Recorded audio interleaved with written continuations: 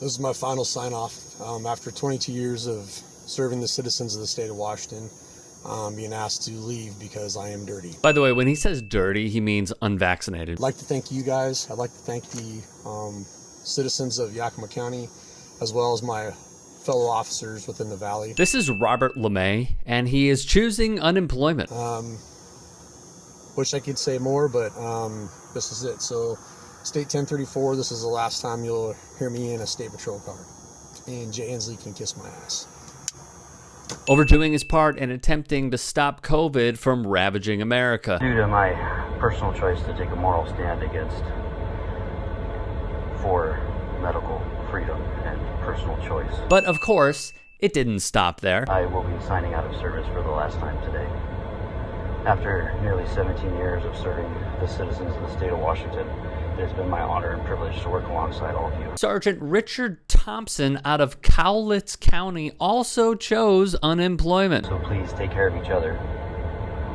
Be safe, and make sure you all go home at the end of each day. Indeed, we should all hope everyone makes it home safe. From the police. Police killed more than 1,000 people in America in 2019. Black people are currently 3 times more likely to be killed by police. To citizens in the United States. However, what strikes me as odd is the leading cause of death amongst police officers was not gunfire, it was COVID. More than 460 cops have died from COVID cases tied to their work since the beginning of the pandemic, according to the Officer Down Memorial page, wrote Insider. This was a point of contention at a recent White House press briefing. Take a look. The point of a vaccine mandate is to make people safer. But a vaccine mandate also means tons of police and military may walk off the job. Then at the end of the day, does a vaccine mandate make people safer? Well, where are tons of police and military walking off the job? To save time, nepotism correspondent here couldn't cite an answer. There are other problems in the world than COVID-19. International terror, gang violence, murder, arson, drug dealing. Is there any concern about dealing with these things? What was the number one cause of death among police officers last year? Do you know? COVID-19.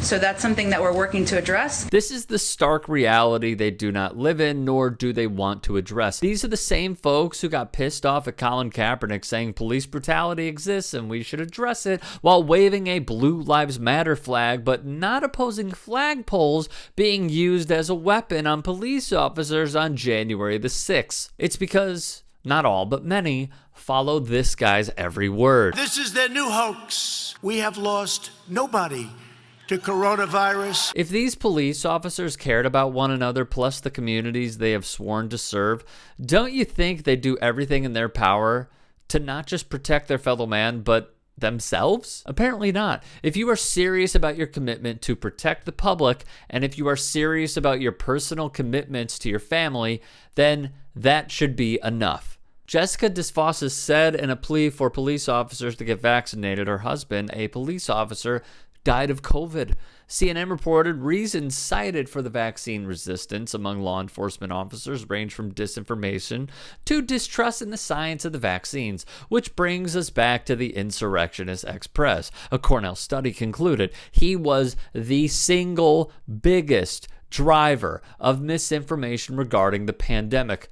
Another hurdle, to no surprise, it's the unions. When they're not endorsing a white supremacist or concealing the abuses of law enforcement while simultaneously trying to get bad cops back on the job, the New Yorker here cited 2 studies, one from Oxford University and the other from the University of Chicago. They oppose vaccine mandates to keep everyone, from officers on the job to people in the country, safe and, not 6 feet under. Sadly, the unions don't even recognize what they're doing or choose bliss ignorance. Dean Angelo, former Chicago Fraternal Order of Police president who led the union, died of COVID, akin to Charlie Kirk saying COVID is a hoax and no one should fear when the co-founder of his grifting organization, TPUSA, dies of COVID.